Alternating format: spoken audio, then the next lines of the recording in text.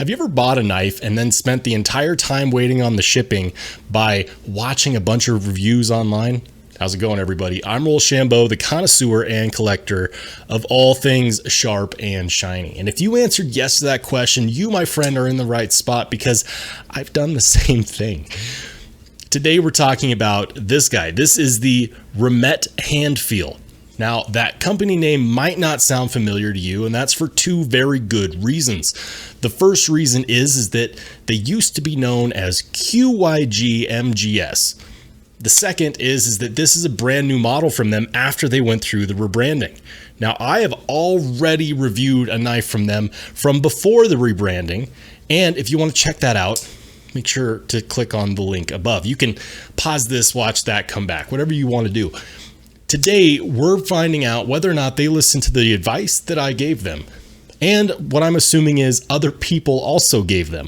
I'd love to think that I have that kind of power where companies want to, listen to my advice. But chances are is that I wasn't the only one telling them these things because it takes a lot to move mountains, and those mountains are companies. So today, I'm excited to see if they listened, how well they listened, and just how well they executed on this knife. This is the Remette Handfeel, their first knife after the rebranding. Let's check it out.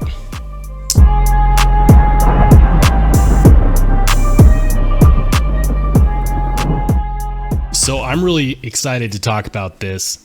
This is the Remette Handfeel.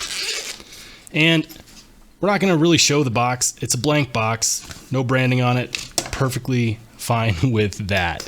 Inside this pouch, which is, by the way, also unmarked, and I actually do appreciate that because I don't really use knife pouches for anything, and so having one that's unbranded makes this easy to repurpose or use for a different knife that I may need to protect while, traveling or something. Regardless, inside we get the Remette Handfeel, and we also get this cleaning pouch. Nice, protected in a plastic bag. Oh, hey, check that out. We also get a disassembly tool. So from the looks of it, this will fit all of the screws on that knife. That's fantastic. More knife companies should do this. Are you listening? Other knife companies, include these tools in your pouches. Do it. If Remette can do it, selling this knife at under $50, no one has any excuses. Put a comment down in the comment section down below. How useful would it be if the knives you ordered came with the ability to actually take them apart? I think that that's something that is way understated. We need more of that. So here we are. And by the way, huge shout out to Remette for sending this my way for a review. This is a gift. So I do get to keep it, but truthfully, I'm probably going to give it away. If this video gets to 50 likes, I will give this away on a live stream. And this might be a good time to mention my live streams happen every Wednesday, 8 p.m. Mountain Standard Time. That is 10 p.m. Eastern, 9 p.m. Central, and 7 p.m. Pacific. And of course, 8 p.m. Mountain. So, if this video gets 50 likes, I will go ahead and give this knife away. Let's talk about it. So I made a bunch of suggestions when I reviewed the QYGMGS GD22K. And you could tell probably right away what one of my first suggestions was, and they already knew it. They already knew by the time I started talking to them about that other knife that they needed to rebrand. And what does that rebranding look like? Looks like Remette. Now, Remette, I'm assuming, is in the same language as Civivi because Remette actually means sharp and beautiful, I believe. Or at least that's what they tell me. When I first saw this, I thought it was Remette. And when I looked it up, Remette is the name of an old school typewriter. So that's probably not what they were going for, but sharp and beautiful. Okay, yeah, I can get behind that. It's probably a little bit better than my suggestion, which was Ether Tactical. One of these days, a company's going to actually take that name. Or maybe I need to design a knife and the name of my company could be Ether Tactical. I just thought that'd be cool. Another thing that I suggested was that they recess those screws on the pocket clip, and you'll see that those screws are not sticking out like they were on the GD22K. Is the pocket clip reversible? No. That's too bad, but most people are right-handed, so it'll be okay for most people. Sorry, lefties. The other thing that I suggested was to remove the billboarding from the blade. And that blade has no billboarding on it. The only billboarding that I'm seeing is Remette on the pocket clip. That's fantastic, guys. More knife companies should remove their billboarding from the blade and let the design of the knife speak for itself. Another thing that I had suggested was that they give the knife a model name. Not just a model number, but a model name. I think that it's okay for a knife model to have a model number, but it should be known by a name because that's what people connect with. And nobody likes saying, oh, what's in your pocket? Yeah, I've got the, QYGMGS GD22K. No one's going to remember that. No one can connect with that. That model name sounds like R2D2 trying to order a pizza. Hey. Furthermore, let's talk about these materials. We've got 9CR18 MOV, which in my opinion, I would much rather have than G2. It's a high carbon steel. It's more user friendly. It's easier to sharpen. It's going to hold an edge for, a decently long time. On the listing, I saw that they have this heat treat between 59 and 61, I want to say, which I think is pretty dang good. For the handle scales, we have G10, which isn't contoured, but that's okay. It does have knockdown edges. And then, of course, they have shadow box steel liners with barrel spacers and a deep carry pocket clip, and most importantly, a ceramic bearing driven pivot. Remember that, because that's actually an important thing that we're going to talk about here in a minute. What are the specs, you might ask? Well, the reason why you might ask is because their description on Amazon doesn't necessarily give a whole lot of info on it. It does give the weight where it says that they calculated it at 3.52 ounces. Let's go ahead and test the weight. Here we are with the scale of truths, and I'm going to just back this out for a second so we can see that better. Okay, the scale of truths is turning on, and here we go. They listed at 3.52. 3.53. All right, now we're talking. That's bang on for what's on the listing. Perfect. What about length? Overall length is coming in at just about 7.5 inches, really. That's pretty good. For the blade length, we're looking at about 3 3/4. And then, of course, for the handle scale length, it's going to be coming in at, just about 4. Yeah, just about maybe 4.1. That's not bad. That's not bad at all.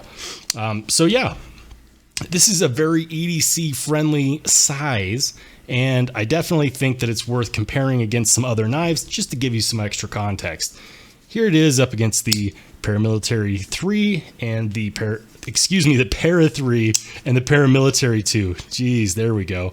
So as you can see, it's a little bit longer than the Para 3 and a little bit shorter than the Para 2. It is going to be a more pocket-friendly shape. It's going to fit in your pockets better than a Spyderco, but that's not surprising. Most knives do. Let's go ahead and put it up against another budget knife that's also in the $50 range. Here it is up against the ever-popular Sencut Saxi. As you can see, it has a thinner blade profile than the Saxi, and it is also a little shorter, but it's still within the comparable range. How about if we were to go ahead and compare handle scale thickness? Very, very similar. It might be a tiny bit thicker, but not by much. So if you have a Sencut Saxi, carry profile in the pocket is going to be very similar. Now, looking at this pocket clip, I would be willing to bet that I could probably find another pocket clip that fit in there pretty easily. So if you don't like the stamped pocket clip, which is deep carry, you could probably replace that. Now, I will say this pocket clip does not bother me. It swoops down, it's deep carry, and it just goes into a ski jump. That's what I like to see because I don't feel that in my hand. I don't feel that in my hand. How's ergonomics while we're on the topic? Well, you do have some finger grooves here, but they're not like dedicated finger grooves. It is a nice reminder of where you should probably put your hands, but it's not telling you that that's absolutely what you have to do. Reverse grip is good. Can you do a pull grip? Yes, that's not uncomfortable either. Saber grip, of course, my preferred grip, feels good as well. When we check out the bevels on the knife, something that I always have an issue with factory knives is that they have these tiny bevels that are hard to maintain, and then you end up sharpening and widening the bevel anyways. And so something that I noticed right away is that the size of these bevels is consistent on both sides, and it's more than what we normally get off of a factory grind. So I actually really like that. For the jimping, there is a tiny amount of jimping up here on the spine of the blade. It's a cursory amount, you know, and that's actually fine because it lines up between your thumb and your forefinger. Perfect. Perfect, perfect, perfect. We do not get a finger cutout, but we do get a sharpening choil, which I'm not even sure if that is needed, given that you're not going to be able to sharpen past this thumb stud. That's kind of the bummer with thumb studs, is that they kind of get in the way when you go to sharpen them. But that's not necessarily the fault of the knife. It's just the issue with thumb studs in general. A small suggestion that I have, which I think would have been really cool, if they had moved the thumb studs back here and acted as a second form of lockup with those thumb studs acting as an over travel stop connecting with the scales, that would be pretty dang cool. As far as whether that would work, I mean, it would put the thumb studs up here, so maybe it wouldn't necessarily work. I don't know. I'm not a knife designer, but I like it when thumb studs connect with the handle scales because it's additional lockup. Speaking of lockup, there is no blade play. I'm not feeling any pivot lash.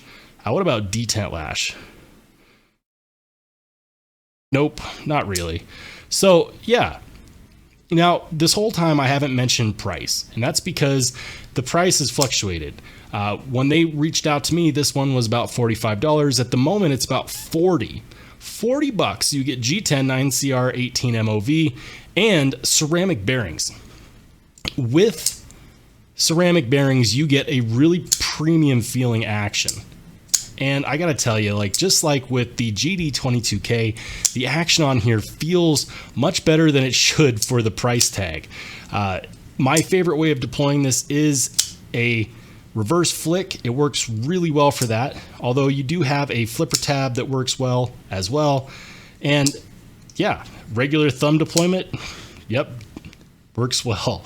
So that makes this very fidgety. Something else that makes this very fidgety is the fact that it has really good balance. I can do this all day, and I probably shouldn't because I'll probably end up cutting myself, but regardless, this flips really well. So if you like fidgeting with your knife, the balance is going to help. The detent is nice and crisp, and of course those ceramic bearings that you normally find on way more expensive knives, they work really well, and they make the blade feel like it's gliding. There's no gritty feeling coming from those ball bearings. It's very smooth. And is it drop shut? No, I mean, you do have to encourage it a little bit, but it's smooth the whole way down. And if you do a little bit of wrist action, you can, of course, get it to shut, no problem. It's just a nice, smooth, controlled shutting action, and that's great. For those who like lanyards, there is a nice lanyard hole here at the back. It doesn't really interfere with the pocket clip, so I don't have a problem with it. I would have preferred that they had put another post for it here in the back between the scales, but where it's at is not necessarily causing problems either. As far as the overall design is concerned, this is a nice elongated drop point, and that's what I'm going to call it. It's a drop point. It's almost leaf shaped, and the drop point itself actually reminds me of the Kaiser Drop Bear's drop point. So if you like that, this is a very similar blade shape. All in all, guys, I don't have huge expectations when I look at a knife under $50, and so for this one, it actually is very impressive. When you look at a knife under $50, here's the things that matter. The detent matters, the action matters, the lockup matters. The materials kind of matter, but you know, in the $50 and under price range, getting 9CR 18 MOV in G10 is good. Remember, G10 is actually a better material than Grivery, and we find Grivery on knives that are much more expensive than this. So I'm absolutely okay with G10. I would love to see a more pimped out model of this that includes either carbon fiber and or titanium scales with an upgrade on the blade steel and a backspacer. I think that would be fantastic. Oh yeah, and if you do that, please throw in a titanium milled clip. If you could do that for me for the $150 price range, this would be absolutely killer. I would love to have an upgraded model of this. You know, don't change the shape of the handle scales or the shape of the blade.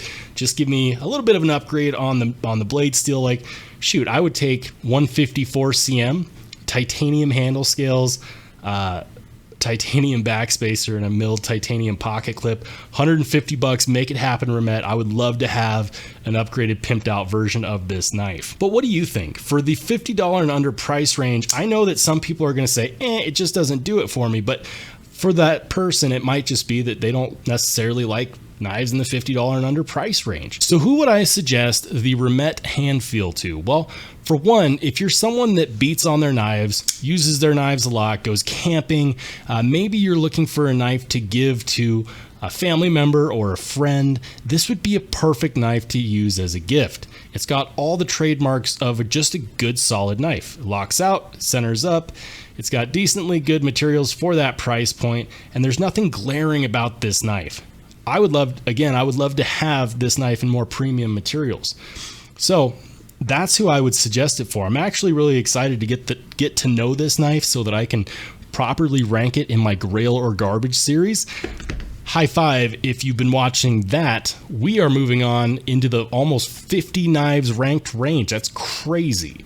Guys, let me know your thoughts on this knife in the comments section down below. Do you like it? Do you not like it? And while you're down there, if you haven't done so yet, make sure you hit the subscribe button. I'm Rollshambo. I'll catch you on the flip side.